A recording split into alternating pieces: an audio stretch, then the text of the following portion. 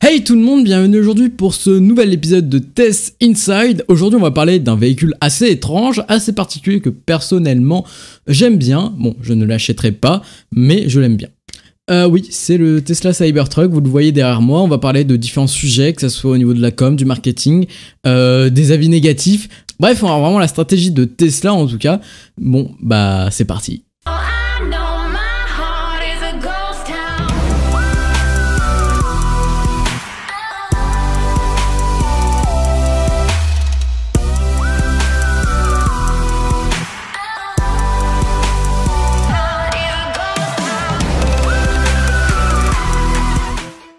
En novembre, Elon Musk arrive sur scène avec un nouveau véhicule. C'est un utilitaire et c'est un pick-up 100% électrique.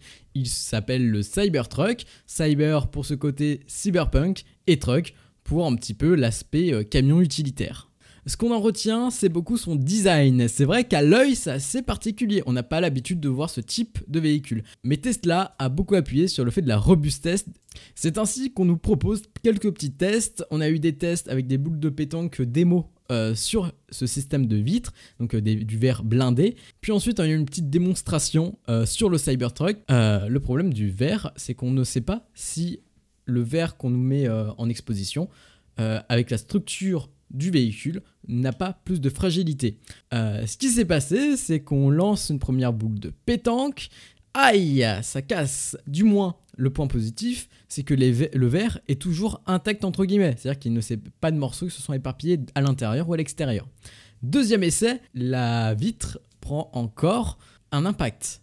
Certaines personnes pensent que ceci était juste fait exprès pour faire un coup de com', mais moi je pense pas du tout, parce qu'on voit bien dans l'expression du visage d'Elon qu'il est un petit peu gêné et que ça ne devait pas du tout se passer comme ça. L'avantage, c'est que ça a vraiment fait parler de lui. Bon, ce Cybertruck, il a été assez détesté en France. La presse parlait de lui comme un dessin tout moche d'enfant. Bref, les journalistes sur ce coup ont été très peu objectifs, malheureusement. Heureusement que certains journalistes ont fait leur travail parce que c'était vraiment cool de voir des articles très enrichissants. Par ailleurs, la communauté sur Twitter, sur Instagram, sur Facebook, bref, la jeune génération s'est donné à cœur joie de faire des mèmes sur le Cybertruck parce que ce design un petit peu inédit a permis de renforcer cette image de Tesla, que Tesla est anticonformiste. On va au-delà des codes. Son côté design a vraiment marqué le monde et personnellement, je l'adore. En ce qui concerne son côté tech dedans, on nous propose 3 versions, donc version avec un moteur, 2 moteurs, 3 moteurs,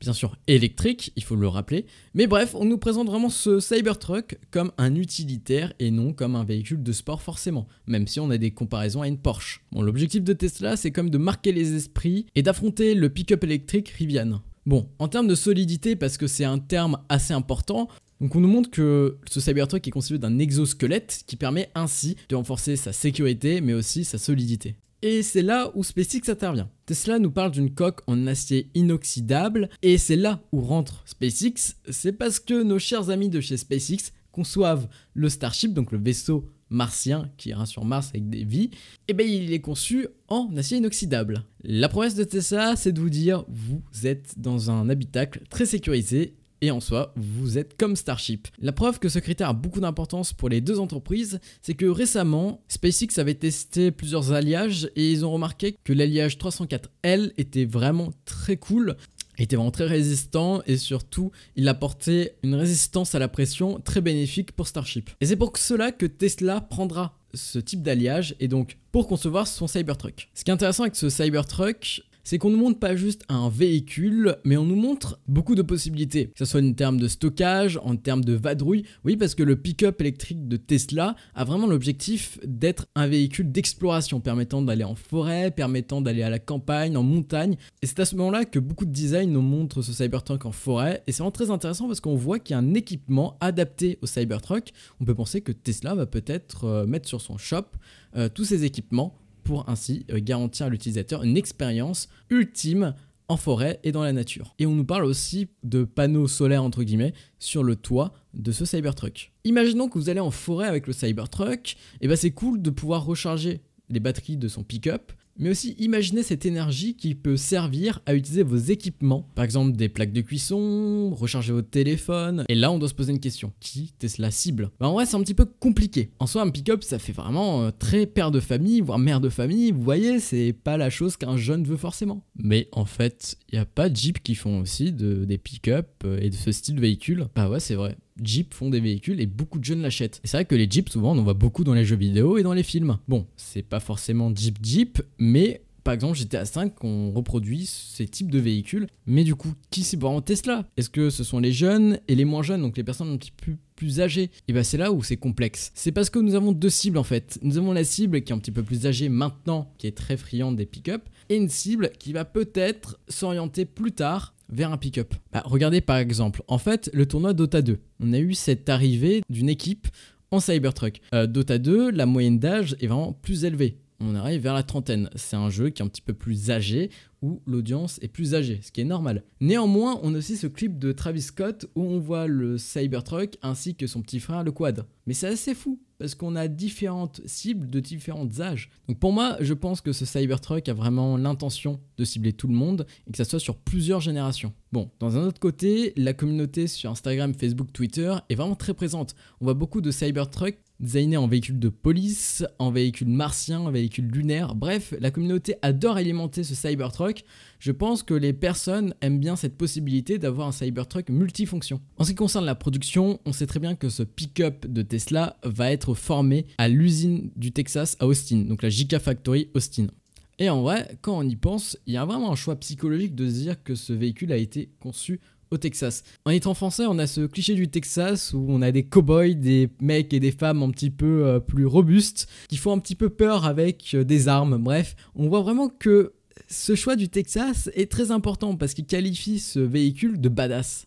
Mais alors, quel est le futur vraiment de ce Cybertruck? Est-ce qu'il sera juste destiné à la Terre ou sur Mars? Parce que oui, l'objectif principal d'Elon, c'est d'aller sur Mars et non de rester sur Terre. L'avantage du Cybertruck, c'est qu'il va en tout terrain. Il peut permettre d'explorer des lieux comme Mars. Mais alors, que va faire SpaceX et Tesla? Moi, je pense, personnellement, que quelque chose se prépare. SpaceX vise un vol vers Mars en 2022. 2022, c'est un petit peu bizarre parce que la Falcon Heavy, qui permet de transporter du cargo, bah, elle est déjà fonctionnelle. Est-ce que SpaceX attend de concevoir un Starship vers Mars? Mais bon, le véhicule Starship est bien plus adapté quand même à avoir des personnes à l'intérieur. Alors que la Falcon Heavy permet de propulser une charge vers Mars, à moindre coût. Mais attendez, 2022, c'est pas la sortie normalement du Cybertruck?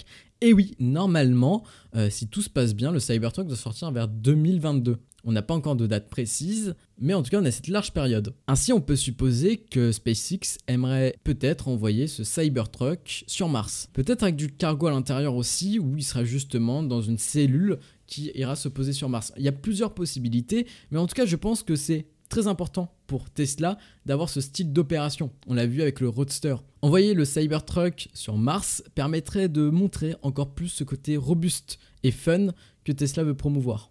Ainsi, peut-être que Tesla va l'adapter à Mars.